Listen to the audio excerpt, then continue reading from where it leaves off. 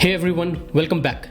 Today we are diving into the world of project management with a focus on Gantt charts. I met with many project managers who find it difficult to create effective project timelines that showcase their working Gantt charts.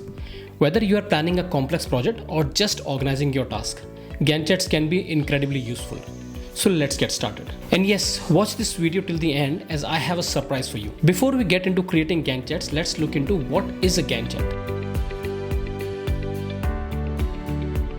A Gantt chart is a visual tool used in project management to represent the timeline of a project.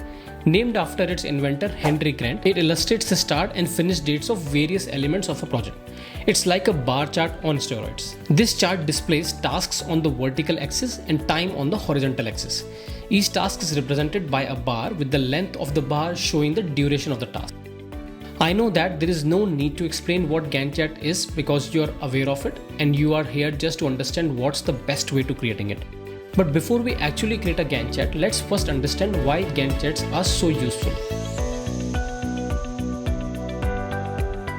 First, they provide a clear visual timeline of the project, making it easy to see which tasks are scheduled and their durations. Second, you can see task dependencies, which means understanding which tasks needs to be completed before others can start. Third, they help track progress, allowing project managers to see what's on track and what's falling behind. And lastly, Gantt charts help in resource allocation, ensuring that team members are not over or underutilized.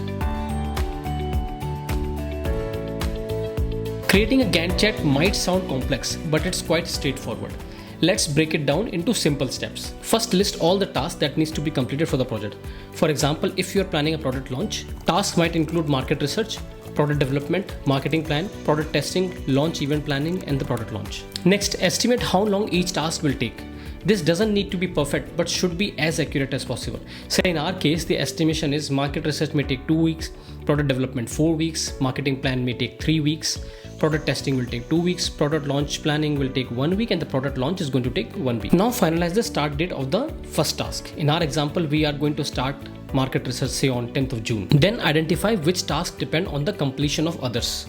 For instance, product development depends on market research, product testing depends on product development, launch event planning depends on marketing plan, product launch depends on product testing, and launch event planning. As we input these tasks, duration and dependencies, our Gantt chart starts to take shape. Each bar represents a task and the timeline shows the project progress from start to finish. There are many tools available in the market to do so, like Microsoft Excel, Google Sheets, or specialized software like Microsoft Project, Smartsheet, which I've been using in this case, or Asana. As we input these tasks, duration and dependencies, our Gantt chart starts to take shape.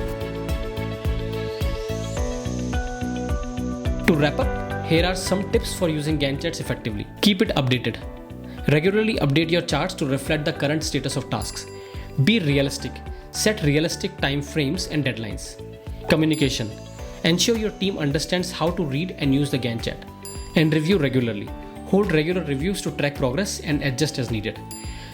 Now at the beginning of the video, I mentioned a surprise, and that is a free Excel template for creating the Gantt charts. In this template, you can enter the project start date. Say in our case, the date is 28th of May. When you change the date, it will auto change the calendar listed on the right.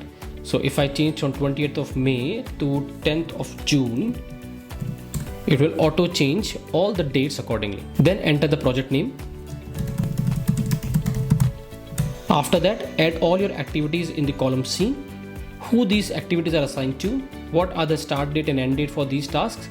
This will auto calculate the number of days required for completing those tasks, and then mark the status to either not started, in progress, blocked, or completed. You can also change the percent completion of these tasks. The link of this sheet is given in the description given below. Kindly have a look and let me know in case you have any feedback.